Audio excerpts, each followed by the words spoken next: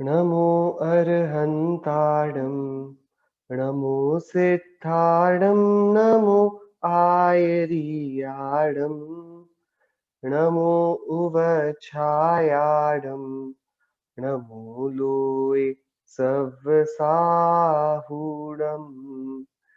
मंगलम भगवान वीरो मंगलम गौतमो गणी मंगलम कुंद कुंदात्यो जैन धर्मोस्तु मंगलम सर्वमंगल्य मांगल्यम सर्वकल्याणकारकम प्रधानां सर्वधर्माणां जयनं जयतु शासनम् जैनं जयतु शासनम् जैनं जयतु शासनम् मोक्षमार्गस्य नेतारं भेत्तारं कर्म भूभृतां ज्ञातारं विश्वतत्त्वानां वन्दे तद्गुणलब्धये वन्दे तद्गुणलब्धये वन्दे तद्गुणलब्धये नमिदूणवड्डमाणं परमपाणं जिणं तिसोतेन वोच्छामि रयणसारं आयारणयारधं मीणम्। श्रीमद् भगवत कुंकुंदाचार्य देव प्रणीत यह रैणसार नामक ग्रंथ जिस पर सम्यक्त्व की मुख्यता से सम्यक्त्व को ही समस्त रत्नोकार बताते हुए आचार्य देव ने श्रावक और मुनि धर्म पर प्रकाश डाला है, उस पर हमने कल यहाँ चर्चा करी थी कि वे जीव जिन्होंने ना तो दान दिया, ना पूजा करी, ना शील पाला, ना गुणों को आदरा, ना चारित्र को पाला, वे नियम से मनुष्यत्व को कायम नहीं रख पाते। वे या तो त्रियंच होते हैं या कुमानुष या नारकी, लेकिन वे सम्यक्त्व सहित नहीं होने के कारण, सदाचारी नहीं होने के कारण, अनार्य वृत्ति वाले होने के कारण मनुष्यत्व को कायमी नहीं रख पाते। मनुष्य भव दुर्लभ है क्योंकि यह संयम का अवसर है और इस कारण हम सभी के लिए संयम कोई ऑप्शन विकल्प नहीं रह जाता, वह हमारी एक आवश्यक वृत्ति होनी चाहिए। हमारे जीवन में संयम पूरा घुल मिल जाना चाहिए क्योंकि उससे ही ये जीवन थोड़ा सार्थक बनेगा। फिर हमने चर्चा करी थी कि सम्यक दृष्टि जो सम्यक्त्व को उपजाता है, सो उसके विवेक का क्या प्रकार है कि वह इन 5 बातों के बारे में बहुत अच्छे से विचार करता है, विवेकवान बनता है। कौन सी हैं वे 5 बातें? सबसे पहले तो वह विचार करता है कि मेरा कर्तव्य क्या और अकर्तव्य क्या, मैं क्या करूं जो मैंने ये जन्म लिया, और ऐसी क्या वृत्तियां हैं जिनको मुझे कदापि नहीं करना चाहिए। तो उसको जब इस प्रश्न का उठना हुआ तब आचार्य ने उत्तर दिया, कल्याण करो, अकल्याण से निवृत्ति लो, अब अकल्याण की परंपरा को बंद करो। तो श्रेय अश्रेय का प्रश्न उठा। तो प्रश्न उठा कि क्या कल्याण क्या अकल्याण। आचार्य देव ने बोला रुको, पहले ये जो मोटा मोटा क्या सत्कार्य है, क्या प्रशस्त कार्य है, क्या पुण्य है, और क्या असत कार्य है, अप्रशस्त कार्य है, पाप है, सो अपने आप को पहले पाप की मलिनता बाहर निकालो। आचार्य ठीक है, तो अब पुण्य ही कर्तव्य है क्या, पुण्य से ही कल्याण है क्या? कि नहीं, पुण्य तो पाप के गड्ढे में नहीं गिरने देता। अब जब तुम पुण्य की अच्छी सुदृढ़ शिला पर बैठ गए हो तो तत्व और अतत्व का विचार करो। क्या है इस जगत को बनाने वाला, इस जगत का स्वरूप क्या है, कौन से हैं जीव अजीव आश्रव बंध संवर निर्जरा मोक्ष ये तत्व, और इनका विपरीत स्वरूप क्या माना है अनादि से आज तक, ये तत्व और अतत्व की पहचान करो। ये करने पर क्या होगा कि जो होगा वही धर्म होगा जिसे तुम धारण करोगे। और क्या हो रहा है कि अधर है जो आज तक धारते आए, क्रोध मान माया लोभ हास्य आदि नो कषाय, हीन वृत्तियां लेश्या के परिणाम, अव्रत अविरति के प्रमाद के परिणाम, मिथ्यात्व के परिणाम, ये सब अधर्म है। इनको त्याग, अब रत्नत्रय रूप धर्म की सेवा करो, दश धर्म को जीवन में घोल लो, उनका आदर करो और मुनि धर्म को अंकार कर शाश्वत आत्म धर्म में अब स्थिति करो। ये 5 बातों के बारे में जो विचार नहीं करता उसके सम्यक्त्व संभव ही नहीं, क्योंकि सम्यक्त्व के होने के लिए जो विवेक है वो विवेक इन्हीं 5 भूमियों में उपजता है, इन्हीं 5 प्रश्नों के विचार में उपजता है। सो ये हमने समझा था कि सम्यक्त्व अविवेकी, अविचारी और अस्वाध्यायी को दूरतर है, उसको वह अभी तो संभव नहीं है जब तक वो विवेक पूर्ण तर्कणा से, विचारणा से अपने मस्तिष्क को इस ओर नहीं लगाता कि मेरा हित क्या, अहित क्या, कल्याण क्या, अकल्याण क्या, श्रेय क्या, श्रेय क्या, कर्तव्य क्या, कर्तव्य क्या, तत्व क्या, तत्व अतत्व क्या, धर्म क्या और अधर्म क्या।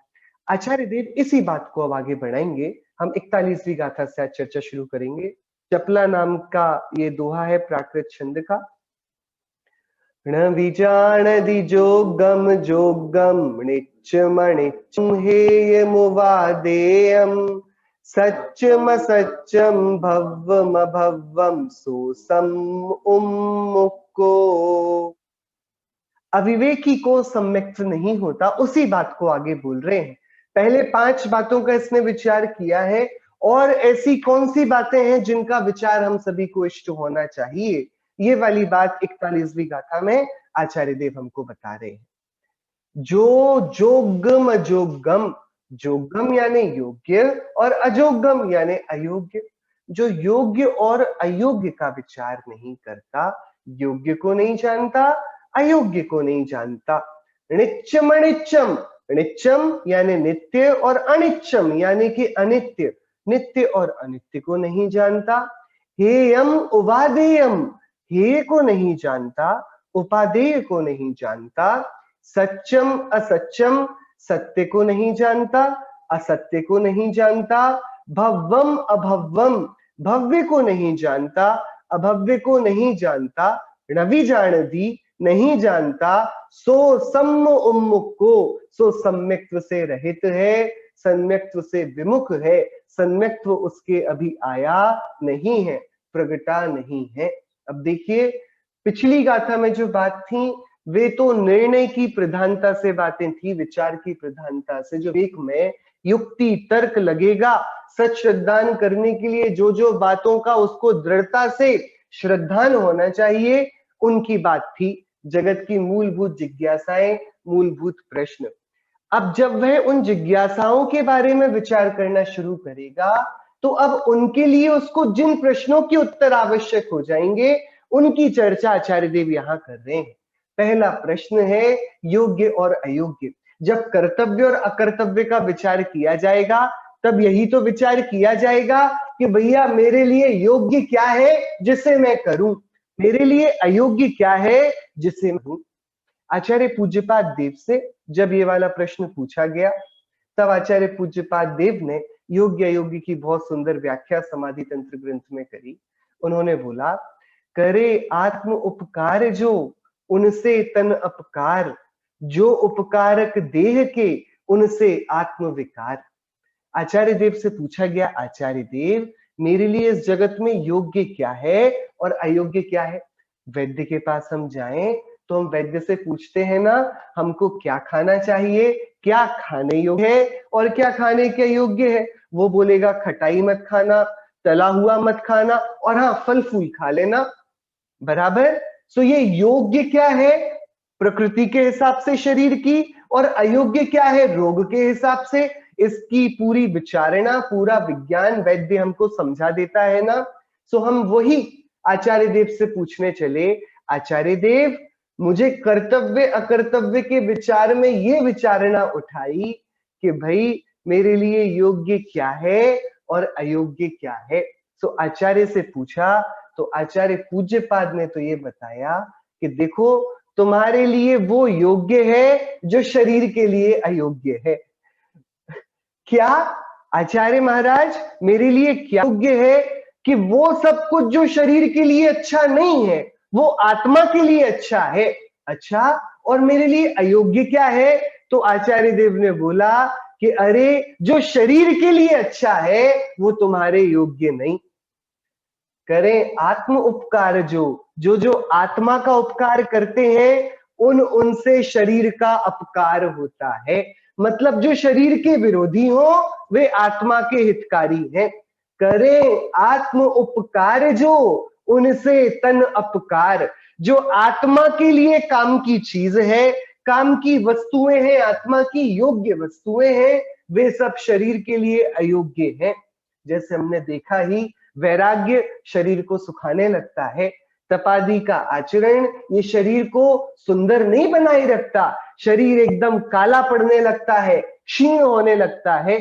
इसको चाहिए बिल्कुल अच्छा भरा पूरा खाना, और उपवास आदि से धर्म इसको रस से भी विमुख होने की बात करता है, आसक्ति के त्याग की बात करता है। तो आचार्य पूज्यपाद ने क्या बताया, मेरे लिए क्या योग्य है कि सीधा गणित है, जो तुम्हें शरीर के लिए अच्छा लगता हो वो तुम्हारे लिए बुरा है, इसको एकदम सिद्धांत रूप में मान लेना। करें आत्म उपकार जो उनसे तन अपकार। जो आत्मा के उपकारक हैं वे सब शरीर के अपकारी हैं, शरीर के लिए अच्छे नहीं है। और जो उपकारक देह के, जो शरीर के उपकारी हैं, उनसे आत्म विकार, उनसे आत्मा का अपकार होता है। शरीर के लिए क्या उपकारी है, बढ़िया सुस्वादु भोजन मिल जाए, आराम की बढ़िया शैया मिल जाए, घूमने को प्राकृतिक सौंदर्य मिल जाए, अच्छी कानों को पुण्य संगीत शब्द मिल जाए, तो शरीर को बड़ा आनंद आता है। लेकिन आत्मा वहीं पर ही राग द्वेष विमोह परिणति से पतित होता है। आत्मा की आकुलता की आग और भभक उठती है।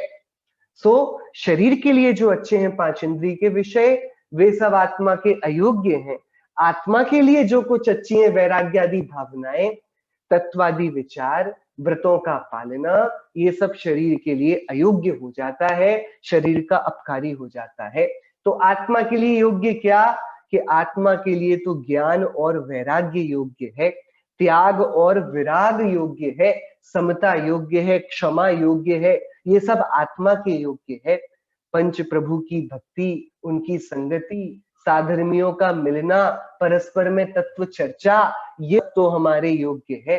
क्या अयोग्य है, कि बेमतलब की बेफुजील की बातें, विकथाओं में रमना, बिना अर्थ के अनर्थ के पाप करना, इधर उधर घूमना भटकना, मन चाहा जैसा मन बोले वैसा खा लेना, भक्ष्य भक्ष का विचार ना करना, भक्ष्य भी हो तो अपनी इंद्रियों पर नियंत्रण ना होना, स्वादिष्ट भी हो और जीव रहित तो हो, लेकिन इतनी आसक्ति से खाना, गृद्धता से खाना, इतनी आसक्ति से उन भोगों को भोगना कि ये विचार ही भूल जाना कि इन भोगों से सुख नहीं, सुख तो मेरी कल्पना से, रागादिक की तारतम्यता से कल्पना में मान लेता हूं, बाकी सुख देने वाला तो ये स्वतंत्र ज्ञायक तत्व ही है।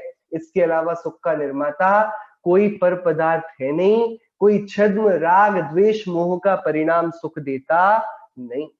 सो योग्य अयोग्य की पहली चर्चा ज्ञानी को कर लेनी योग्य है, कि भाई मेरे लिए जो कुछ भी योग्य है वो इस संसार का नहीं है। मेरे लिए शरीर योग्य नहीं है, शरीर कलंक है। मेरे लिए ये पांच इंद्रिय के विषय काम के नहीं है, ये तो रोग की दवाइयां हैं। कैसी दवाइयां हैं, जो रोग को और बढ़ाती हैं। इनको दवाई बोले या विष बोले समझ नहीं आता। इच्छा का रोग है, इच्छा रोग की दवाई के लिए क्या होगा, कि भाई नशेड़ी है, उसको नशे की लत लग गई है, तो अब दवाई क्या है, उसके नशे की पुड़िया।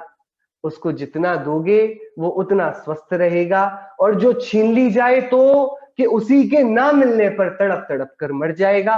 तो जो नशा है वो उसकी दवाई है कि जहर है, क्या बोला जाए इसे। जो नशा करता हो उसके लिए नशे का पदार्थ वह औषधि है या उसके लिए विष है। हम विचार तो करें कि देखो नशा लेता है तो थोड़ी देर के लिए शांत हो जाता है, उसको शांति मिलती है, तो दिखता तो है औषधि जैसा, लेकिन ये औषधि नहीं, उसके शरीर को खोखला करता विष है। ऐसे ही इच्छाएं जीव करता है, तो ये इच्छा का नशा जीव के हुआ। तो इसमें इसको चाहिए पांच इंद्रिय पदार्थों का नशा। सो पांच इंद्रिय के पदार्थ जब मिलते हैं ऐसा लगता है इसको शांति हो गई, लेकिन जैसे वो नशीले पदार्थ का जितना सेवन करे, उसको सेवन की मात्रा और बढ़ानी होती है। ऐसे हम जितनी इच्छाओं को परद्रव्य के साथ पूरा करते जाएं, इच्छा उससे और बड़ी बड़ी होती रहती है। तो जिनको हम अपने रोग की शांति की दवा मान बैठे थे, वे तो अयोग्य पांच इंद्रिय के विषय विष थे। वे विष हैं, जहर हैं, ये योग्य नहीं है। हमारे सम्यक दृष्टि ने ये विचार किया, और अज्ञानी ने कोई विचार ही नहीं किया। उसने ये सोचा ही नहीं, ये जो मैं जीवन जीता हूं, ये जीवन शैली मेरे जीने योग्य है या अयोग्य है। तो पहला विचार योग्य अयोग्य का। और क्या है योग्य आत्मा के? वह सारी सामग्री जो शरीर की और इस संसार योग्य दिखती है, वो सब आत्मा के लिए अच्छी नहीं। बात समझ में आई? बराबर, एकदम सरल बात है। जो भी हमको आत्मा से अनात्मा की ओर ले जाएगा, जो जितना चमकता हुआ चमकीला दिखेगा, और हम जिसकी ओर जितने आकर्षित हो खिंचे चले जाएंगे, हम स्वरूप से उतने ही तो दुखी होंगे। तो संसार की जो भी सुंदर सामग्री है, वह तो मेरे अयोग्य है।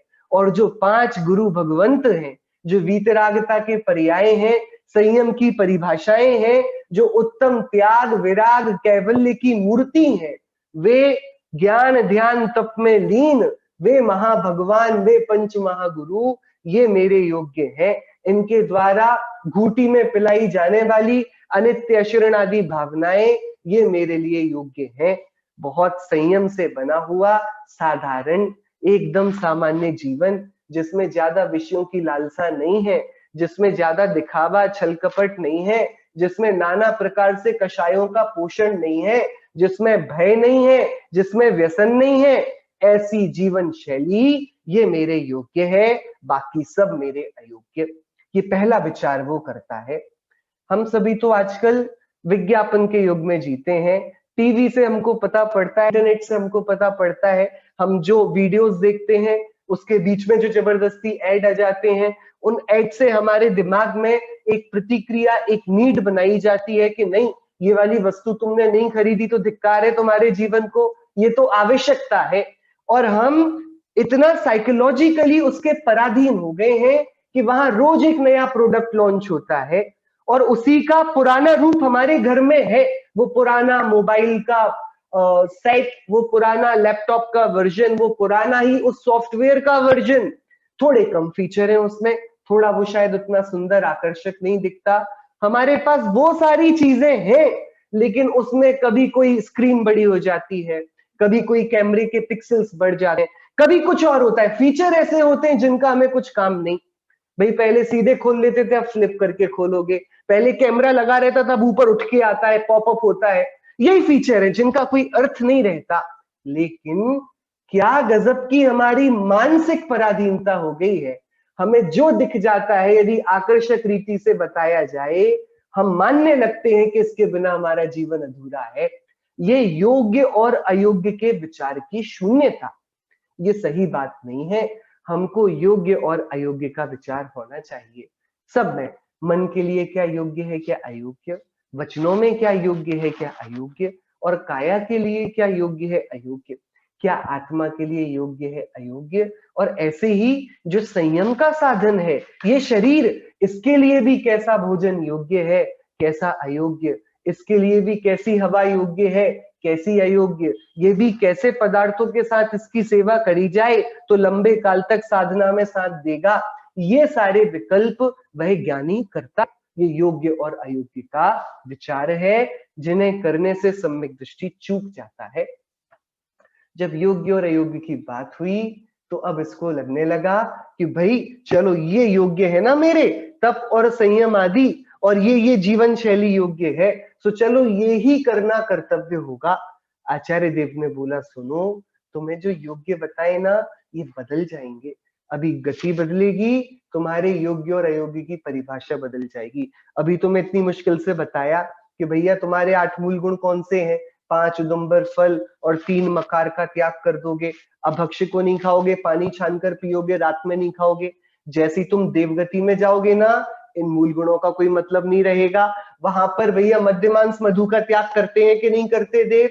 5 उदुम्बर फलों का त्याग करते कि नहीं, देवरात्रि भोजन का त्याग करते कि नहीं, करते कि नहीं? हम विचार तो करें कि वहां पर कोई व्यवस्था ही नहीं है, ऑटोमेटिक कंठ से अमृत झड़ता है और भोजन हो जाता है, उनको बनाना ही नहीं, तो उसका विचार क्या कि सुनो, तुम्हें हम जो योग्य और अयोग्य बताएंगे वे तो गति के बदलने से बदल भी जाएं, तुम पहले ये विचार करो जो यहाँ वार्ता चलती है वो संसार की विभत्सता की चलती है, तुमने संसार के स्वरूप का विचार किया कि नहीं? कैसा है महाराज संसार का स्वरूप? कि नित्य और अनित्य रूप है, जग है अनित्य, तामे शरण न वस्तु कोय। जग कैसा है? जग है अनित्य, तामे शरण न वस्तु कोय। क्या ये जग कैसा है? अनित्य है, इसमें कोई भी वस्तु ऐसी नहीं है जिसकी शरण ली जा सके, क्योंकि द्रव्य रूप करी सर्व थिर, परजय थिर है कौन?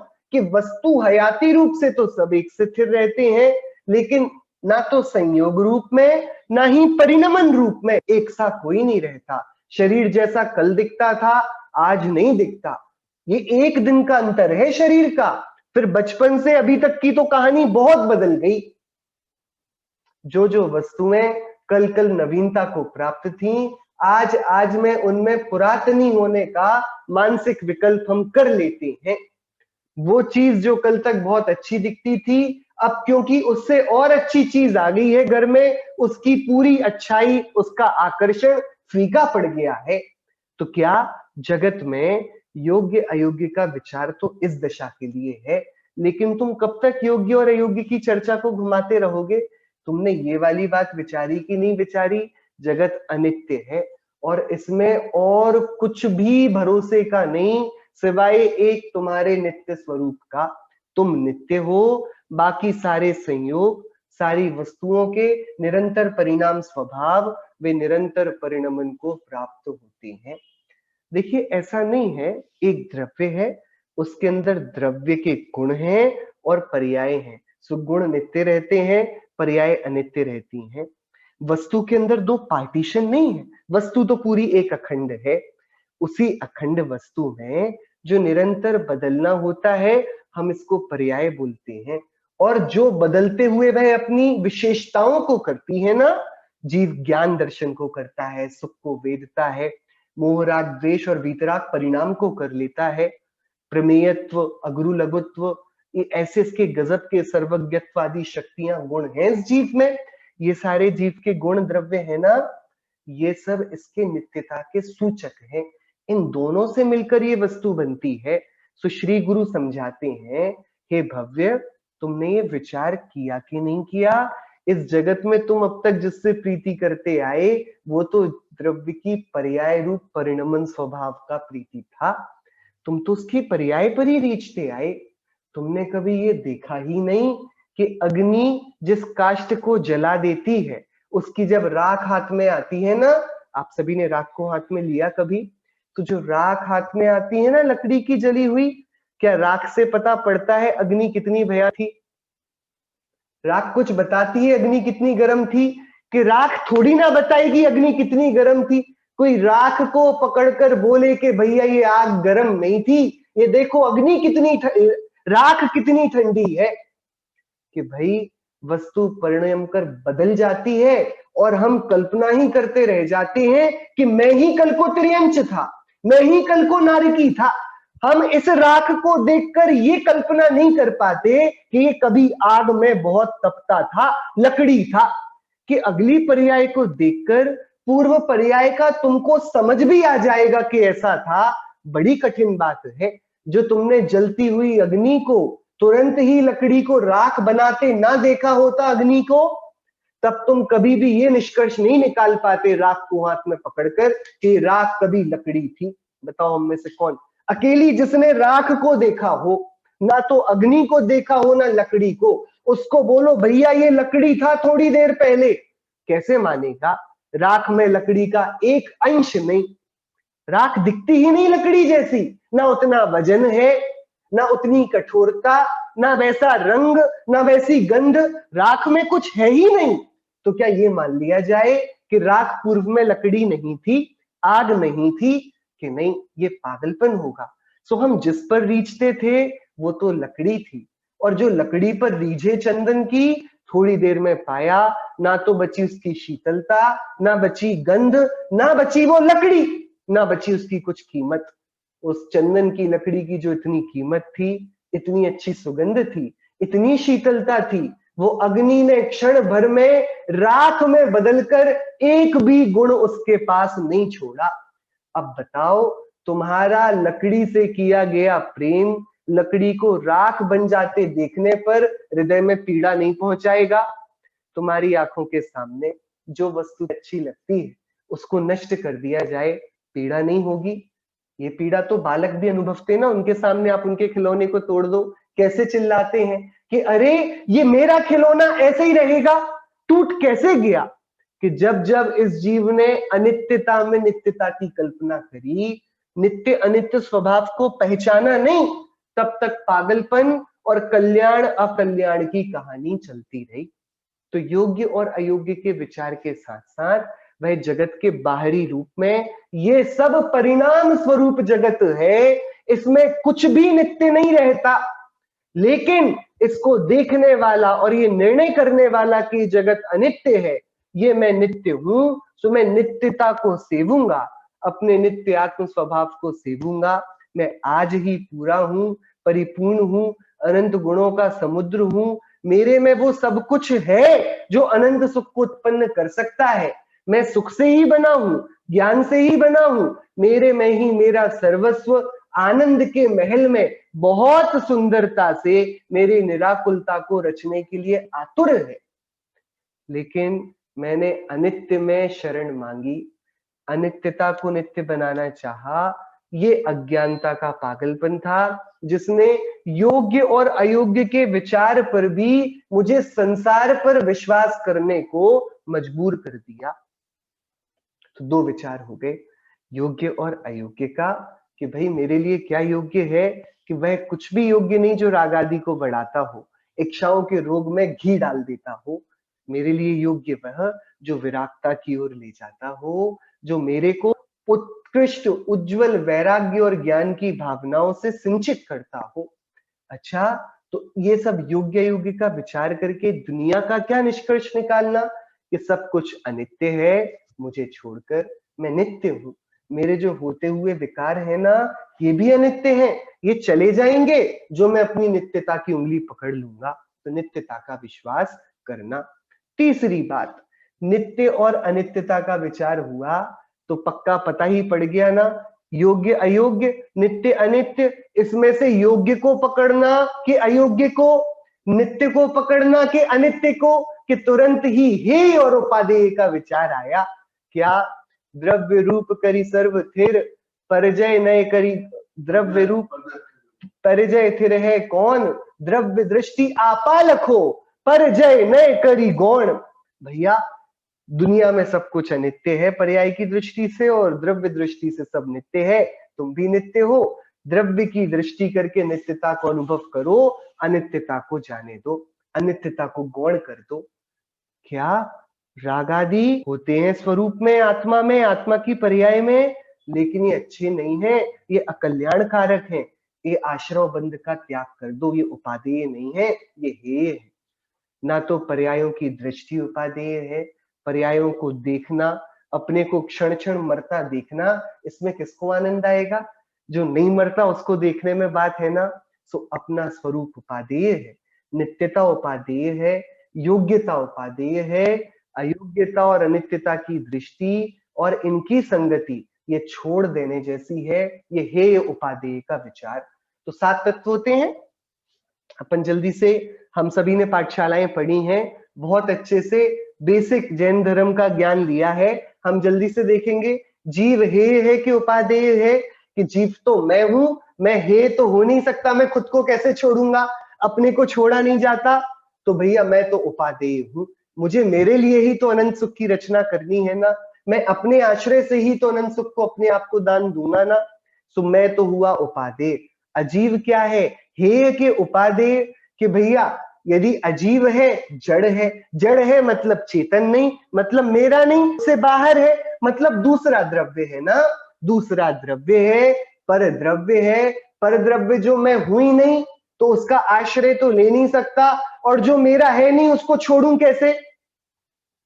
भैया मैंने कार का त्याग कर दिया, भैया तुम्हारे पास तो कार है नहीं इसलिए तो मैंने पड़ोसी की कार का त्याग किया। अरे तुम्हारी कार का त्याग हो, तुम्हारी होती तो तुम करते, दूसरे की कार का त्याग करने का तुम्हें क्या अधिकार है? वो तो है ही नहीं तुम्हारे पास। कि ऐसे ही अजीव का त्याग नहीं हो सकता। क्या भाई, ये घड़ी को छोड़ दिया, तुम क्या छोड़ोगे? ये आई थी जब किसी ने गिफ्ट दे दिया था, तुमने खुद को पैसे खर्च करके दिया होगा या किसी ने तुम्हारे को दे दिया होगा। अब गिर गई, आज टूट गई, फूट गई, खराब हो गई, चोरी कर ली गई, सड़ गई, गल गई, तुम्हारे पूछने से थोड़ी रहेगी तुम्हारे पास, इसका तुम त्याग नहीं करते। हाँ, तुम इससे ममत्व छोड़ सकते हो, वो ममत्व का परिणाम आश्रव है। सो आश्रव हेय है।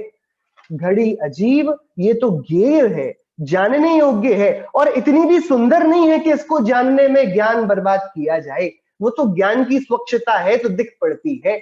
जानने योग्य और उसका आश्रय लेने योग्य तो एक जीवात्मा ही है।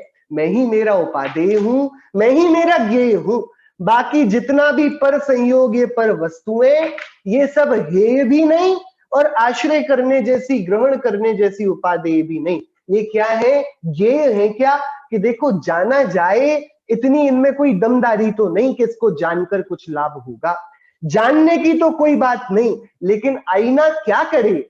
आईना थोड़ी चाहता है कि आपके खूबसूरत चेहरे को दिन रात दिखता रहे। आप सामने आओगे तो दिखाएगा ना। ऐसे ही ज्ञान स्वच्छ है, ये इसके दायरे में आएगा ज्ञान के, तो ये जानने में आ जाएगी। तो ये ज्ञेय इसलिए नहीं कि इसको जानना चाहिए। जानने योग्य का मतलब ये नहीं कि इसको जानो, ये जानने में आ जाती है तो ज्ञेय है। ज्ञेय से बढ़कर और कुछ भी नहीं। तो भाई फिर उपादेय तो आत्मा पता पड़ गया, और जो जानने में बलजबरी से आ जाते हैं ज्ञान के स्वच्छ दर्पण में, वे अजीब पता पड़ गए। अब ये तो बताओ, ये क्या है? कि बताओ, तुम सही बताना, ये जो तुम्हारे पैर में खून आ रहा है, तुम इससे परेशान हो के खून आ रहा है कि जो पीड़ा वेदते हो उससे परेशान हो? कि पीड़ा से होना, ये जो इसने तुमसे अच्छे से बात नहीं करी तो तुम्हें इसके वचनों ने दुख दिया, कि तुम्हें इस बात ने दुख दिया कि इसने मुझसे अच्छे से बात नहीं करी? तुमने ये जो वेदा है ना, अनुभूति करी है ना, ये राग द्वेष मिश्रित है वेदना। ये अज्ञान दशा में वेदनीय कर्म मोहनीय कर्म के साथ मिलकर उदय में आता है। बराबर। ये जो मोहनीय है ना, मोह यानी कि दर्शन मोह, और राग द्वेष यानी चारित्र मोह, जिसके विस्तार से 25 नाम हो जाएंगे, 16 कषाएं और 9 कषाएं, और फिर 3 मिथ्यात्व हो जाएंगे, मिथ्यात्व, सम्यक मिथ्यात्व और सम्यक्त्व प्रकृति। ये 28 जो मोहनीय के पुत्र है ना, ये सब हेय हैं, यही आश्रव कहलाते हैं, यही बंध। सो महाराज, मैं क्या करूं? यही करता आया हूं आज तक, इनके अलावा क्या किया जा सकता है? कि सुनो, आश्रव को बंद करके संवर को कर सकते हो, और बंद को रोककर निर्जरा कर सकते हो। कि संवर और निर्जरा क्या है भगवान? कि ज्ञान और वैराग्य से बढ़ती हुई आत्मा की विशुद्धि और घटती हुई कषाएं। तो ये जो बढ़ती हुई वीतरागता के अंश हैं, ये आश्रव बंध, ये प्रकट करने रूप उपादेय है। महाराज कब तक बढ़ाएं? कि जब तक पूरे वीतरागी ना हो जाओ, जब तक मोक्ष प्रकट ना हो जाए। तो जीव आश्रय करने रूप उपादेय, अजीव ना हेय ना उपादेय, और जानने योग्य भी नहीं, जानने में आ जाता है। आश्रव और बंध हेय है, और संवर निर्जरा मोक्ष जितनी जल्दी प्रकट किए जाए, ऐसे प्रकट करने रूप उपादेय है। ऐसा हेय और उपादेय का ज्ञान जिसने किया हो। भैया बताओ, वजन बहुत बड़ा है तो वजन को घटाना चाहिए, वजन हेय है कि गे उपादेय है? किसी के शरीर का वजन बहुत बढ़ रहा हो तो दिक्कत हो जाती ना, हार्ट पर इंपैक्ट डाल सकता है, पूरी बॉडी हेल्थ पर बड़ी दिक्कत हो जाती ना। तो ये जो बढ़ता हुआ वजन है, ये हेय है, कैलोरी सारी बर्न कर कर वजन को बाहर निकाल देना चाहिए, कि उपादेय है, ग्रहण करके रखना चाहिए? अरे वजन तुम्हारा है ही नहीं तो छोड़ा जाए नहीं छोड़ा जाए वो पड़ोसी देखेगा ना, उसको कार को छोड़ना है कि नहीं। तुम अपने में क्यों चिंता करते हो? हाँ, तुम ये विचार करो, शरीर से तुम खुद को मोटा देखते हो या जीर्ण शीर्ण पतला देखते हो, सो ये जो मिथ्यात्व बुद्धि है, एकत्व ममत्व की बुद्धि है, ये हेय है। शरीर मैं नहीं हूं, मैं चेतन हूं। मोटा मैं नहीं हूं, मैं चेतन हूं। कमजोर मैं नहीं हूं, मैं चेतन हूं। गोरा मैं नहीं हूं, मैं चेतन हूं। अनुभव में नहीं हूं, मैं चेतन हूं। मैं जैन नहीं हूं, मैं चेतन हूं। मैं गुण स्थान वाला नहीं, मार्गण स्थान वाला नहीं, जीव स्थान वाला नहीं। मैं मनुष्य नहीं, मैं पुरुष नहीं, मैं स्त्री नहीं, मैं नपुंसक नहीं, मैं बालक नहीं, मैं वृद्ध नहीं, मैं युवा नहीं, मैं प्रौढ़ नहीं।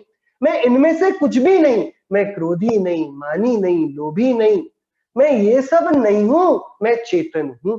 ये चेतना की उपादेयता और बाकी सब जो हीन पर्यायें, जो विभाव पर्यायें, जो चेतनता से मेल ना खाती हुई, विसंगति पैदा करती हुई पर्यायें, वे सब हेय हैं। और जो सुख से आनंद से भरपूर मुझे भर देती हैं, वे सारी आत्मिक पर्यायें, वह वेद ज्ञान की प्रशस्त परिणति, वह तत्व विचार की निराकुल कर देने वाली विचारणा, वह वैराग्य और शील को सेवने का परिणाम, ये सब मेरे को स्वरूप की तरफ ढकेलते हुए आंशिक वीतरागता में वृद्धि करते जाते हैं। सो ये मेरे लिए उपादेय है। बराबर। देखिए, रोग हेय है कि उपादेय है? उपादेय कैसे होगा रोग? रोग तो छोड़ देने योग्य है ना, कि भैया रोग तुम्हें हुआ ही नहीं, रोग तो शरीर का है। तुम कौन हुए उसको छोड़ने वाले? कर्म ने किया है, कर्म ले जाएगा। तुम योग्य और अयोग्य का विचार कर, जैसा वैद्य ने बोला वैसा सादा जीवन जीना, सादा भोजन करना, इंद्रियों पे नियंत्रण रखना और चेतना की भावना भाना, चैतन्य भावना भाना।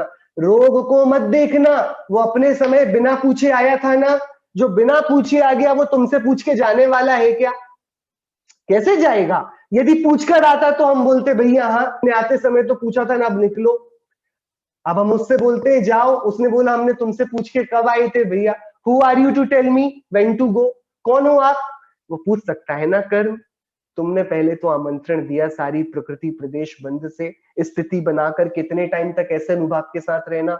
अब हम आराम से बैठते हैं, तुम हमें बाहर निकालते हो। नहीं बुलाना था तो पहले कार्ड क्यों लिखा? हम नहीं जाएंगे, हम तो यहाँ रुकेंगे। सो उसके पास उसके कारण है, उसके पास उसके निजी कारण है। कर्म जो एक बार जीव के साथ बंध जाए, वह बिना उदय में आए, बिना उदयावली में आए नहीं जाता। और कब तक उदय में आएगा? जब तक उसकी स्थिति है। निरंतर आएगा, बाधा काल के बाद आता जाएगा। उसकी सारी उदयावली में आकर कर्म परमाणु निर्जरित होंगे ना, ऐसे ही होगा ना।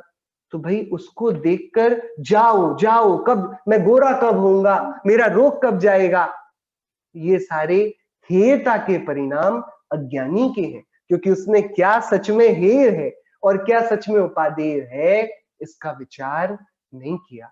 मुनिराज के लिए उपसर्ग हेय है या उपादेय? मुनि पार्श कुमार का कमठ के द्वारा किया गया उपसर्ग, यदि मुनि पार्श कुमार से पूछे महाराज ये उपसर्ग छोड़ देने जैसा है कि ग्रहण कर ले? आप तो इसको उपादेय मानते दिखते हो, आप तो कुछ कर ही नहीं रहे हो, बैठे हो ध्यान में। कि मुनिराज बोलते पार्श्वनाथ भगवान, भैया ये उपसर्ग हम पर है ही नहीं, तो हम छोड़ें क्या? क्या करें हम? ये उपसर्ग मुझ पर हुआ, ये मिथ्यात्व का परिणाम, ये हेय है। मैं चेतन हूं, ये चेतनता का एकदम अविचलित श्रद्धान, ये उपादेय है। बराबर। ये बहुत हमको विचार करना। देखिए कल अपन ने चर्चा करी थी ना, ये 3 चरण थे ना, कर्तव्य क्या कर्तव्य क्या, श्रेय क्या अश्रेय क्या, पुण्य क्या पाप क्या। ये जो तीसरा प्रश्न है ना, पुण्य और पाप क्या है, इसमें दुनिया के सारे दर्शन खत्म हो जाते हैं। वे कर्तव्य कर्तव्य बताते हैं, कल्याण बताते हैं, प्रभु की सेवा और प्रभु की आंखों में तुम ऊंचे बढ़ जाओ, उनकी भक्ति करो, वे तुमको अच्छे से अपने पास बुला लेंगे। और फिर क्या करो? पुण्य करो, बार बार करो, जितना बने करो, पाप बिल्कुल ना करो। ये सारे धर्मों का यहाँ इतिश्री हो जाता है। जैन दर्शन इसके बाद अपने तत्व ज्ञान की स्थापना करता है। पुण्य पाप की बातें सुन ली ना, तुम अच्छा हुआ सदाचारी हो गए। वो सारी बातें तो फाउंडेशन कोर्स था, एलिमेंट्री स्कूल था वो। अब पढ़ाई तो अब होगी तत्व की अतत्व की। सो यही बात यहाँ पर है। हे और उपादेय क्या है? ये इस जीव का योग्य अयोग्य वस्तु को जानकर, नित्य अनित्य जगत का स्वरूप जानकर, सात तत्वों के विचार करने जब वो बैठा, तब उसको पता पड़ा मेरे लिए हे क्या और उपादेय क्या। बात गजब की है। इसके बाद अब जब उसको इतना निर्णय हो जाएगा, तब उसके जीवन में सत्य धर्म प्रकट होगा। हम सभी तो झूठे हैं, हम सभी का सत्य से कोई वास्ता ही नहीं। जिसका श्रद्धान विपरीत हो, जो गलत ही मानता हो, उसका क्या सत्य क्या असत्य, वो कोरा है, उसके वचनों का कोई मूल नहीं। दूसरी ही गाथा में आचार्य देव बोलकर आए थे, सम्यक दृष्टि की क्या पहचान है? वह तीर्थंकरों से आई, गणधरों द्वारा गूंथी गई, आचार्यों की परंपरा में कही गई जो द्वादशांग की श्रुत निष्पक्ष जो धारा है, उसके अनुरूप बोलता है, वो सम्यक दृष्टि सच्चा। और जो मन से कुछ भी बकता है, वो मिथ्या दृष्टि है।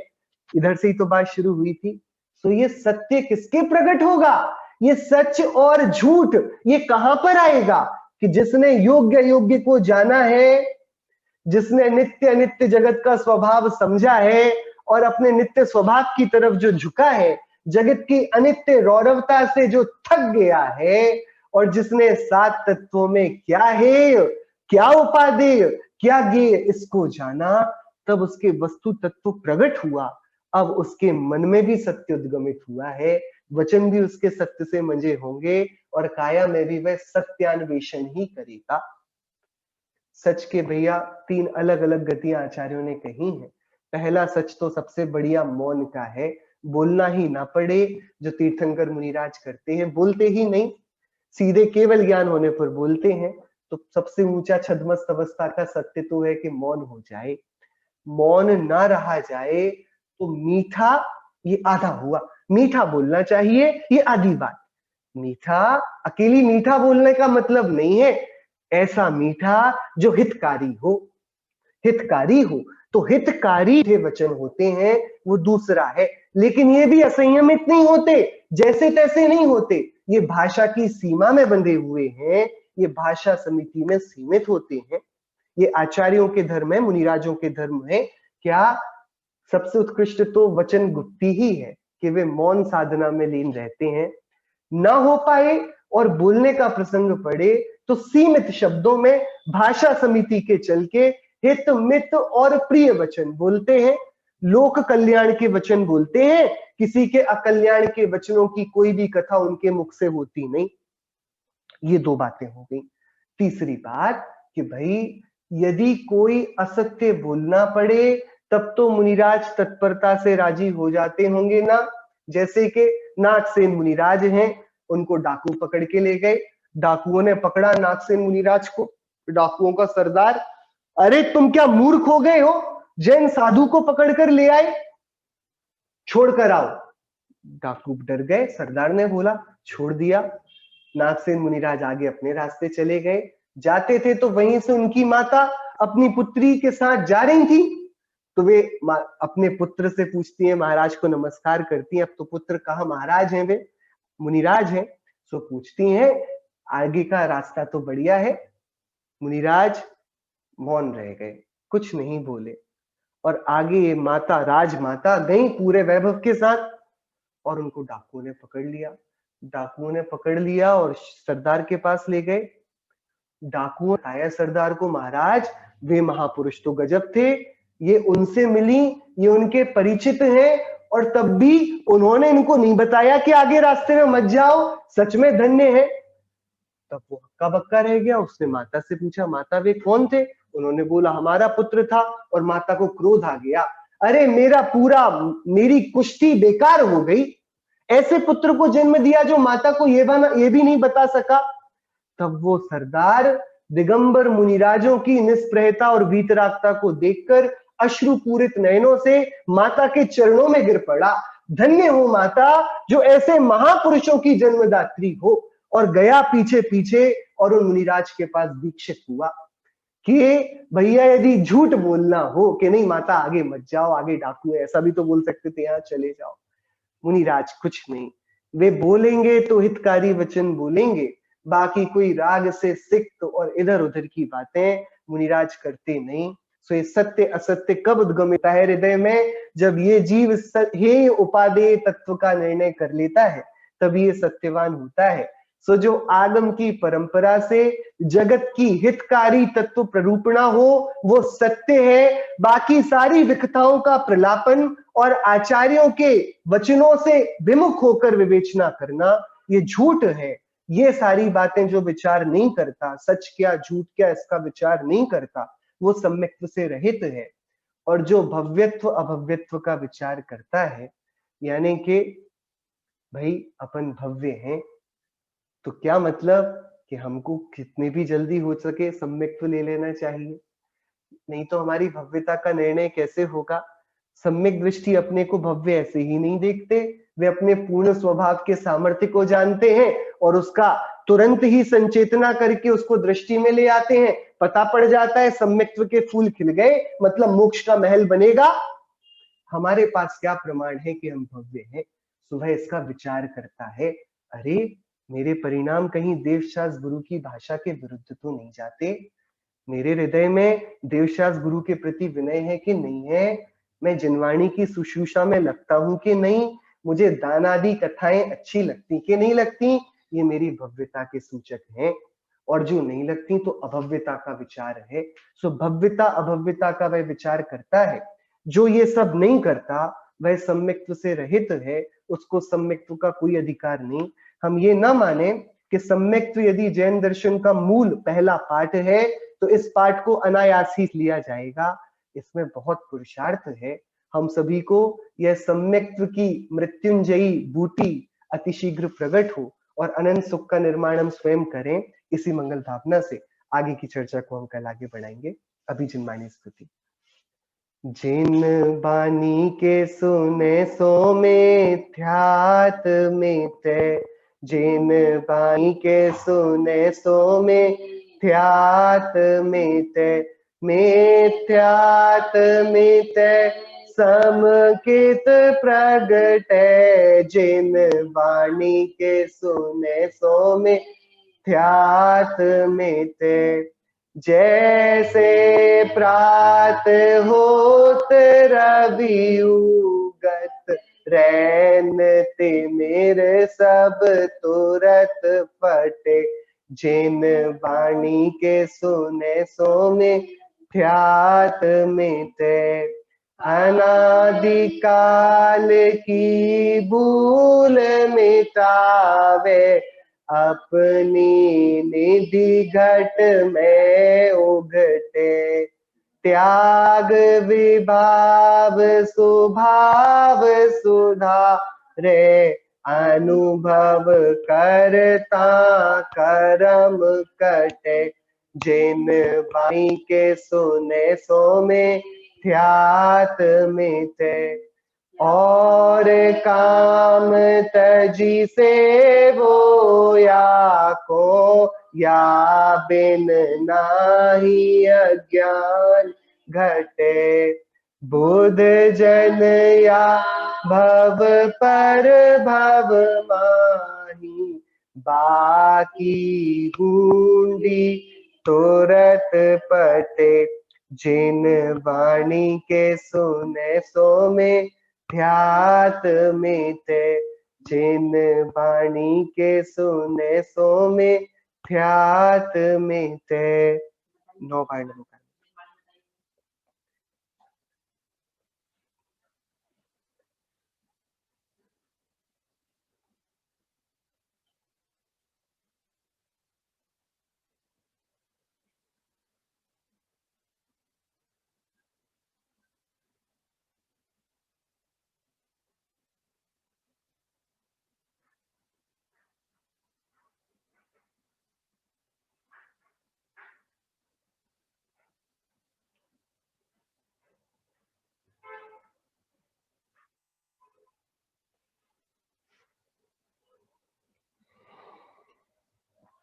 बोले अंतर्मुख नवन सर्वचिदेंद्र भगवंतों की जय हो। द्वादशांग में जिनवाणी माता की जय हो। समस्त वीतरागी भावलिंगी महामुनि राजों की जय हो। अहिंसा में जैन धर्म की जय हो। शासन नायक तीर्थंकर महावीर स्वामी की जय हो। श्रीमद् भगवत कुनकुंदाचार्य देव की जय हो। श्री रेणसार प्राकृत ग्रंथ की जय हो। जय जिनेन्द्र।